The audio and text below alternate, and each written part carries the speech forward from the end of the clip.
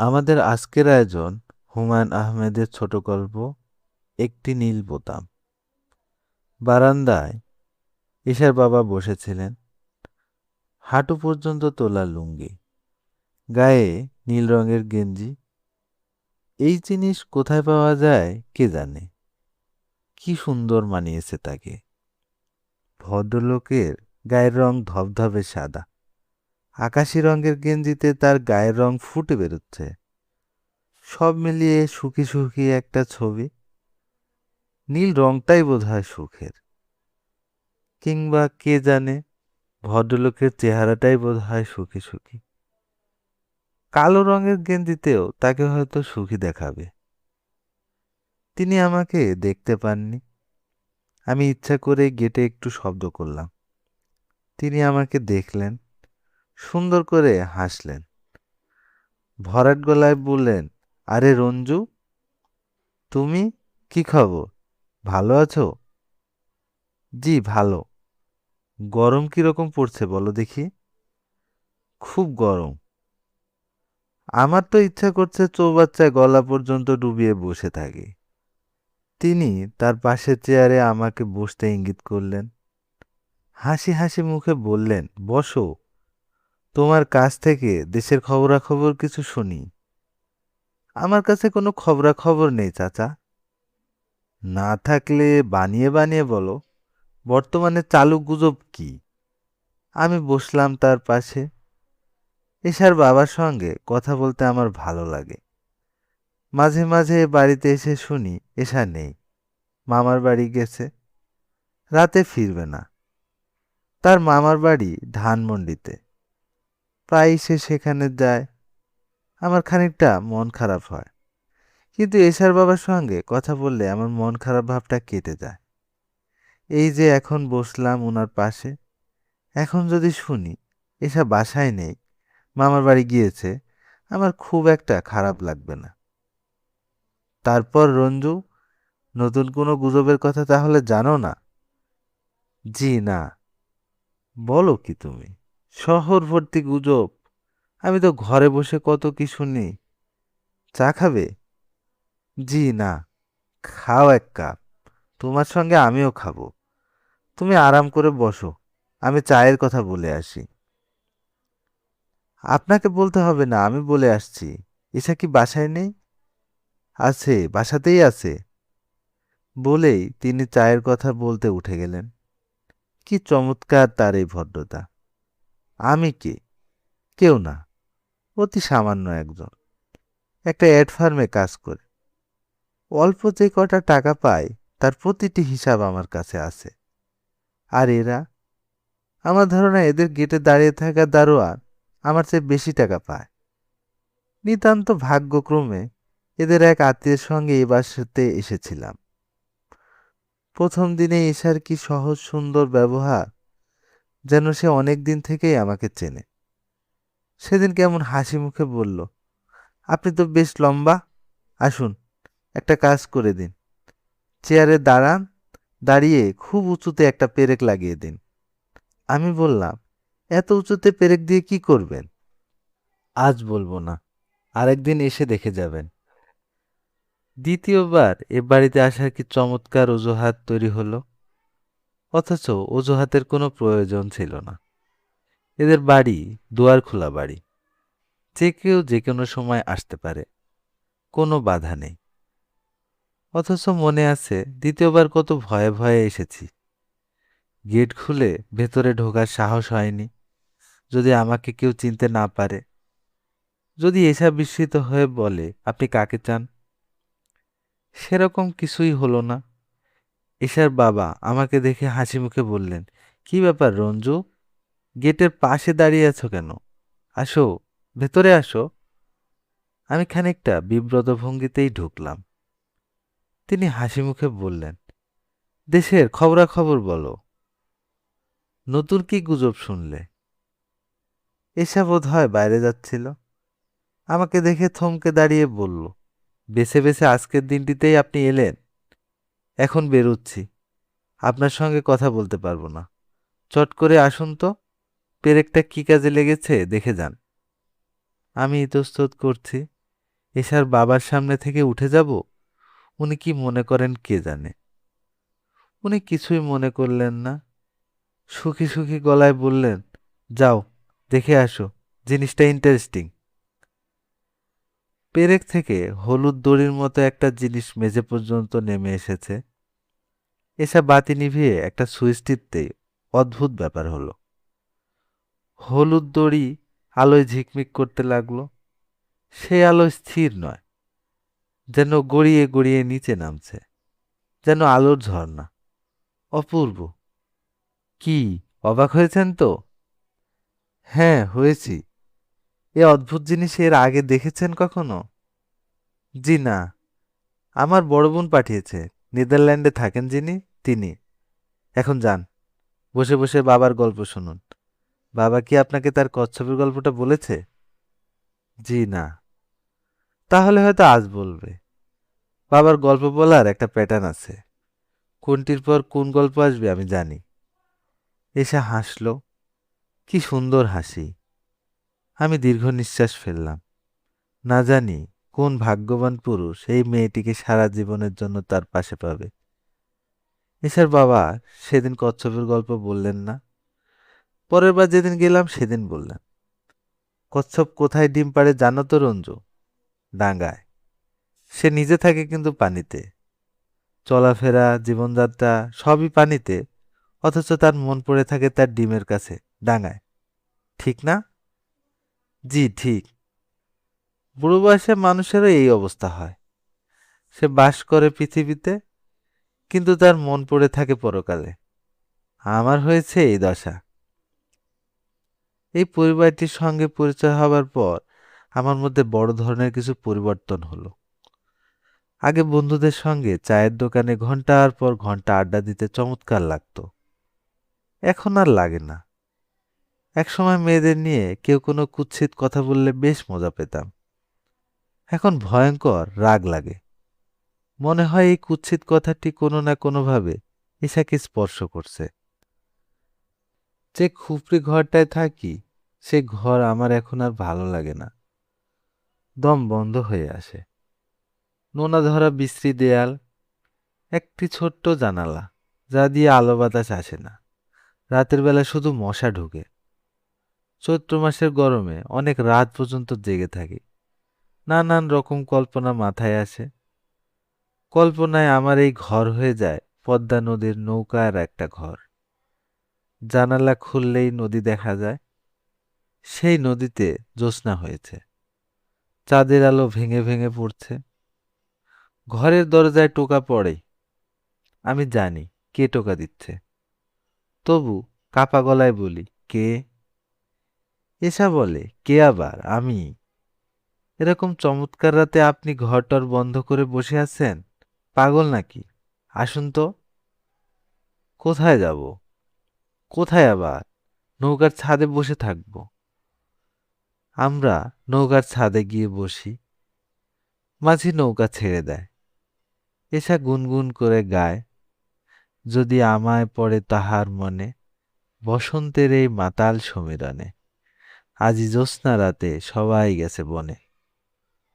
সবই খুব সুন্দর সুখের কল্পনা, তবু এক এক রাতে কষ্টে চোখে জল আসে। সারা রাত জেগে বসে থাকি। দীর্ঘ নিঃশ্বাস ফেলে ভাবি, আমার এই জীবনটা আমি কি কিছুতেই বদলাতে পারি না?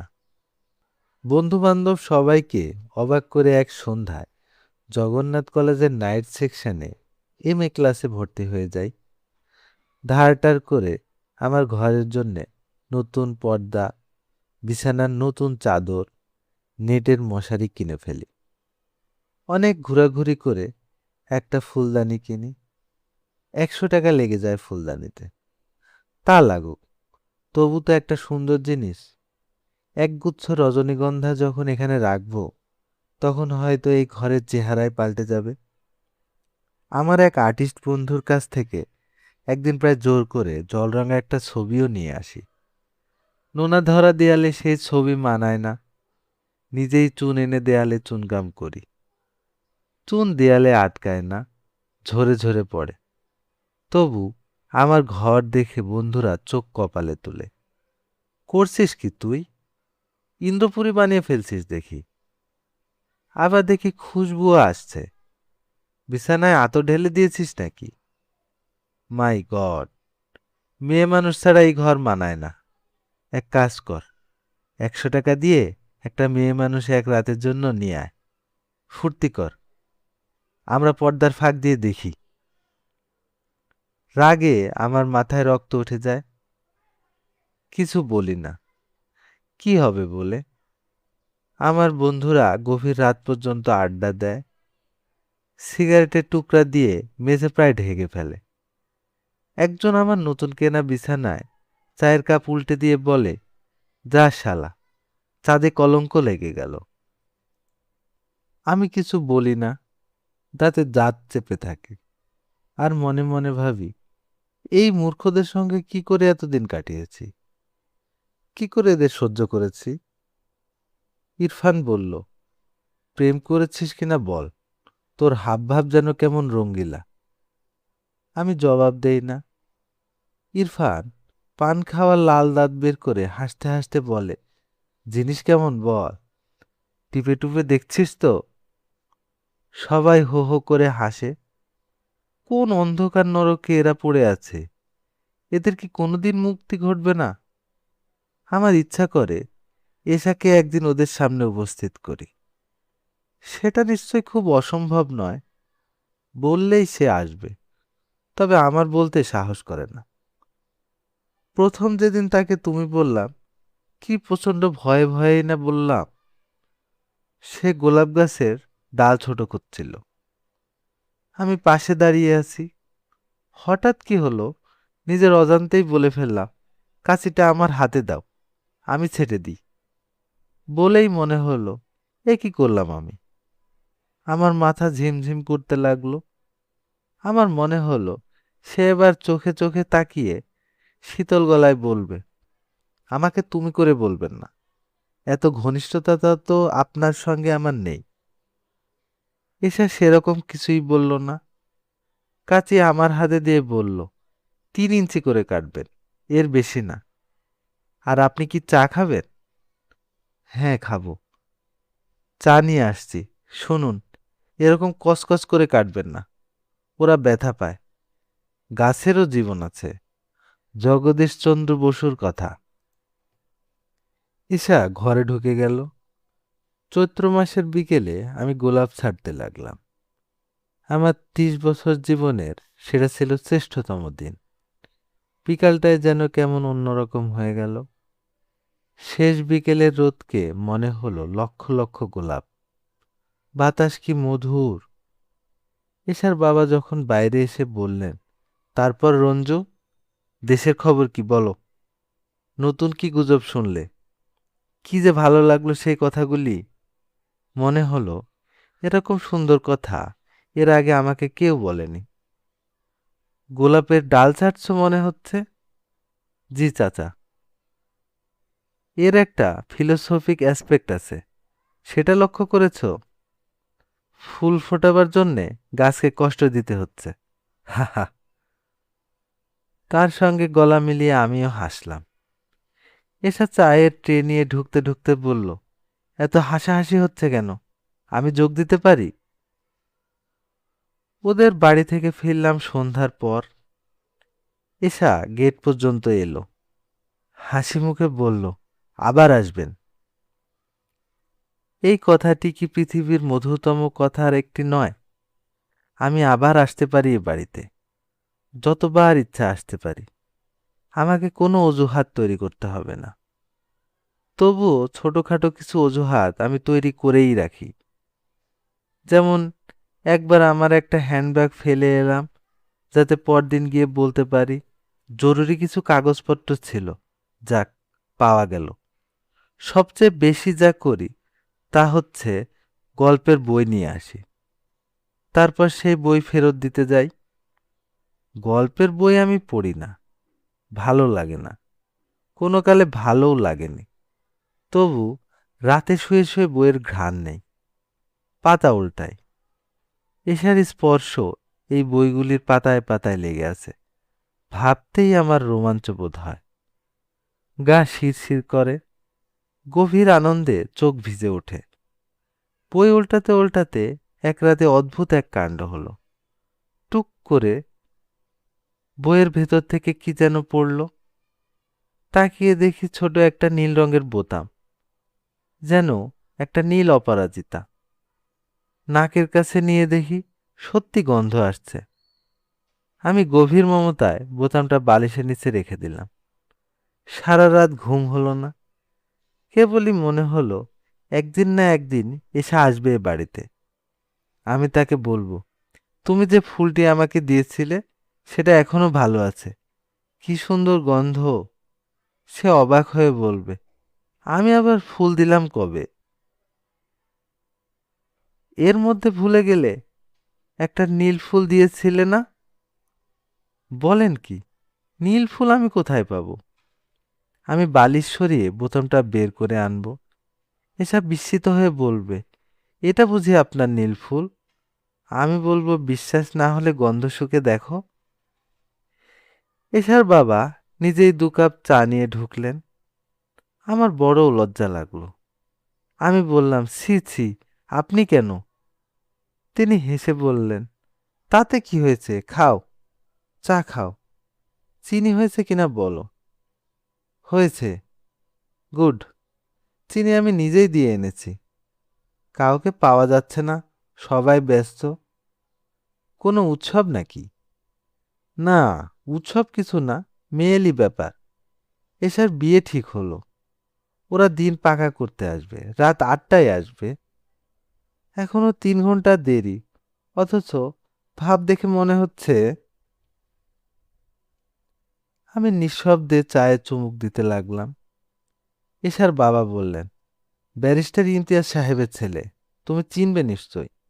ইমতিয়াজ চৌধুরী জিয়ার আমলে হেলথ মিনিস্টার ছিলেন। ছেলেটা খুব ভালো পেয়েছি। জার্মানি থেকে পিএইচডি করেছে কেমিক্যাল ইঞ্জিনিয়ারিংয়ে। এখন দেশে কী সব ইন্ডাস্ট্রি দেবে, রং তৈরি করবে। আমি ঠিক বুঝিও না। চা শেষ করবার পরও আমি খানিকক্ষণ বসে রইলাম। যাবার আগে এসা বেরিয়ে এলো। কি চমৎকার করেই না আজ তাকে সাজিয়েছে। তাকিয়ে থাকতে কষ্ট হয়। এসে হাসি মুখে বলল, বেছে বেছে আপনি ঝামেলার দিনগুলোতেই আসেন কেন বলুন তো? আমি ফিরে যাচ্ছি আমার ঘুপড়ি ঘরে। অন্য সব রাতের মতো আজ রাতেও হয়তো ঘুম হবে না। বালিশের নিচ থেকে নীল বোতাম বের করে আজও নিশ্চয়ই দেখব। এই পরিবারটির কাছ থেকে একটা নীল বোতামের বেশি পাওয়ার যোগ্যতা আমার ছিল না। এই সহজ সত্যটি আজ রাতেও আমার মাথায় ঢুকবে না। আজ রাতেও বোতামটিকে মনে হবে একটি নীল অপরাজিতা ফুল। এতক্ষণ আপনারা শুনছিলেন হুমায়ূন আহমেদের ছোট গল্প একটি নীল বোতাম। ধন্যবাদ সবাইকে।